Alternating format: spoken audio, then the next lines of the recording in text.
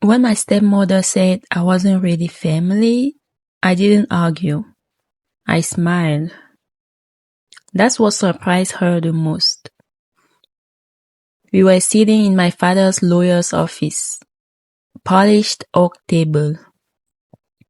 2 chairs across from me.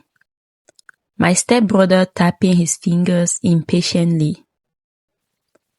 My father had been gone for 3 weeks, and somehow the grief in that room felt rehearsed. The lawyer cleared his throat. My condolences. My stepmother squeezed a tissue dramatically. I watched. I always watched. You see, when you grow up as the stepchild, you learn something early. You are tolerated, not embraced. My father remarried when I was 10. She was charming in public, cold in private. I learned quickly where I stood. Dinner conversations shifted when I entered. Vacation photos were framed without me. But my father always said, "You are my daughter. That's enough." So when the lawyer began reading the will, I didn't expect miracles. But I didn't expect nothing either. The house to my stepmother. The lake property to my stepbrother. The business shares divided between them. And then the sentence, "To my stepdaughter, I leave my love." Silence.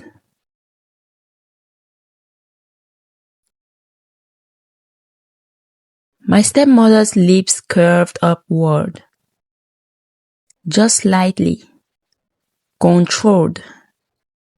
Victorious. My stepbrother didn't even try to hide it. I kept smiling because they thought that was it.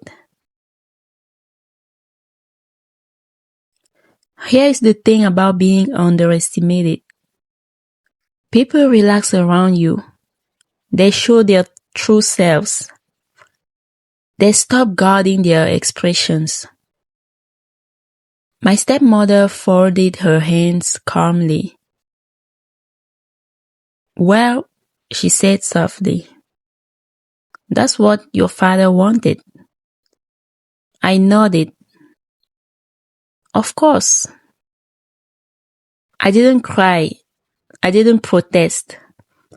I didn't question the lawyer. And that unsettled her. Because she expected a scene. But I had learned something over the years. Never reveal what you know too soon.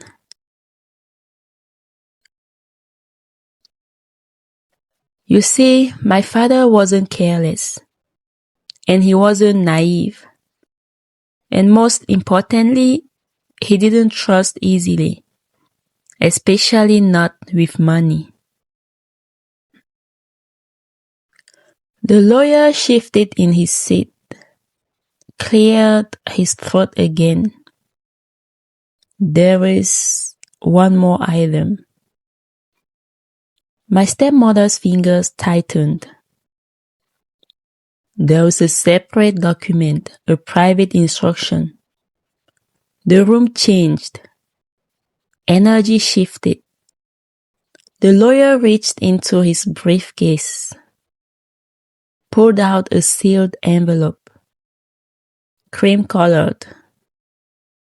My name written in my father's handwriting. My stepmother blinked. That wasn't mentioned before. The lawyer adjusted his glasses. It was not meant to be. And for the first time that morning, my smile reached my eyes. The lawyer opened the envelope carefully. My stepmother leaned forward. My stepbrother's jaw tightened. The lawyer read, "In the event that my wife or her son attempt to sell, liquidate, transfer, or materially alter any primary assets within the first 12 months." He paused. Within the first 12 months, he paused. All assets shall immediately transfer to my daughter. Silence. Silence. Complete silence. The lawyer continued. This includes the residence, the lake property, and all controlling shares in the company. My stepmother's face changed, not dramatically, just slightly, a flicker, because she understood they had control, but only temporarily.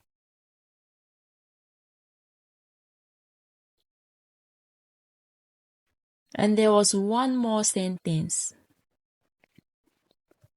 My daughter has full authority to initiate review if misuse is suspected.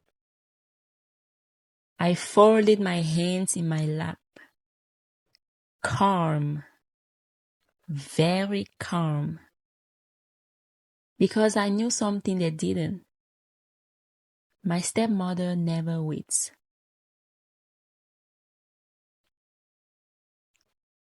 3 months passed.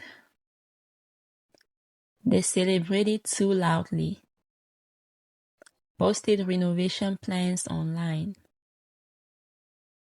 Talked openly about selling the lake house while the market is high. They thought the clause was harmless. They thought they could maneuver around it. They thought I wouldn't notice. They forgot something. I wasn't naive. I was patient. And patient people see everything. I documented. I recorded. I saved screenshots. I let them believe they were winning. Until the day the "for sale" sign appeared at the lake property. That was the violation. That was the moment. I didn't call them. I didn't argue. I called the lawyer. The legal letter arrived 2 weeks later. Certified mail. Formal. Irreversible. The house. The lake property. The shares. Transferred. Immediately. My stepmother called me that night. For the first time in years, her voice shook. "You tricked us." I smiled. "No." I followed Dad's instructions. Cold revenge is not loud. It's quiet. It's watching someone underestimate you and allowing them to reveal who they really are. I didn't evict her immediately. I didn't scream. I gave her 30 days. The same courtesy she never gave me. And when I walked through that house afterward, it didn't feel like victory. It felt like balance. You see, the thug blood determined family. My father knew something else determined loyalty. And in the end, he didn't protect me loudly. He protected me legally. They said I wasn't blood, but I was the only one he trusted.